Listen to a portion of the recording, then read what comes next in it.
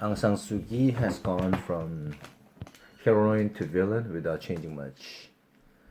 The committee that awarded the Nobel Peace Prize to Aung San Suu Kyi in 1991 described her as as an important symbol in the struggle against oppression, an inspiration to those striving to attain democracy, human rights, and ethnic conciliation by peaceful means.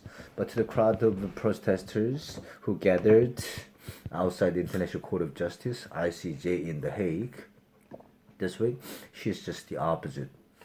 An apologist for military brutality, an oppressor of ethnic minorities, and a abettor of genocide. Aung San Suu Kyi, shame on you, they chanted. As her motorcade glided past, windows tinted, the jeers and boos rose in a crescendo. Diminuendo. Ms. Suu Kyi, who since 2016 has been Myanmar's president in all but name, was at the ICJ to defend her country against charges of genocide in a complaint brought by Gambia on behalf of the Organization of Islamic Cooperation, a group of Muslim countries. The case concerns the Rohingyas, a Muslim minority group who has suffered varying degrees of persecution since Myanmar's independence in 1948. In 2017, the Burmese army went on the rampage in Rohingya areas in the far west of the country in response to attacks on military outposts by a small Rohingya guerrilla group. The court heard horrifying descriptions of mass shooting, throat slitting with babies thrown into burning houses and women getting raped or stabbed in the vagina. Listening to the accounts, Ms. Aung San Suu Kyi sat poised and calm, with the fresh hair, with the fresh flower in her hair, just as there always had been during her decades doggedly opposing military rule. That a woman who was herself locked up by the Burmese army for 15 years would travel halfway around the world to defend it has astonished many. In a certain sense, her battle with the generals continues. Despite having the civilian government, she's not in charge of them. The constitution they put in place before allowing democratic elections to be held in 2015 makes the army a law unto itself. And it was a quarter of the seats in parliament, enough to veto any constitutional amendments. Many of Ms. Suu Kyi's admirers had attempted to exonerate her of the program against the Rohingyas, saying she was powerless to prevent it and would only have made her look weak by railing helplessly against it.